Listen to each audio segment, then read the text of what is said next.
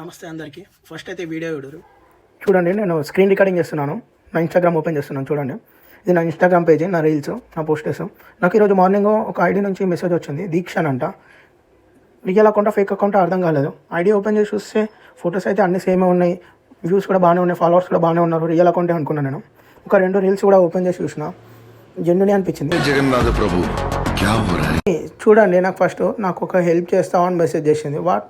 ఏంటి అసలు ఎవరు మీరని నేను మెసేజ్ చేసిన. నాకెందుకు మెసేజ్ చేస్తున్నారన్న, మనీ కావాలి, ఉన్నాయా, మళ్ళీ రిటర్న్ ఇచ్చేస్తాను. తను ఎవరో కూడా తెలియదు నాకు.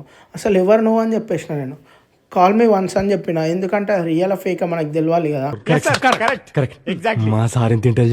అందుకే 2 సార్లు కాల్ చేసినా కాల్ కూడా లిఫ్ట్ చేయలేదు, కడి చేస్తుంది. ఏమైందండి కాల్ ఎందుకు కడి చేస్తున్నారంటే అంత టైం లేదంట దానికి. అంటే పైసలు అడిగేంత టైం ఉంది కానీ ఫోన్ మాట్లాడేంత టైం లేదా. చూడండి, ఇట్లా ఫేక్ కాల్స్ నిజంగా అమ్మాయిలు ఎవరైనా మెసేజ్ చేసిళ్ళు అనుకో మీ ఐడికి, మీరు తప్పేం లేకున్నా కూడా తప్పు మీద ఉండేటట్లు జనరేట్ చేస్తారు వాళ్ళు. అందుకే ఇట్లాంటి మీరు రిప్లై ఇవ్వకండి. అసలు ఒకవేళ రిప్లై ఇచ్చినా కూడా అసలు మనీ ఏమన్నా అడిగితే అస్సలు కూడా. జగన్నాథ ప్రభు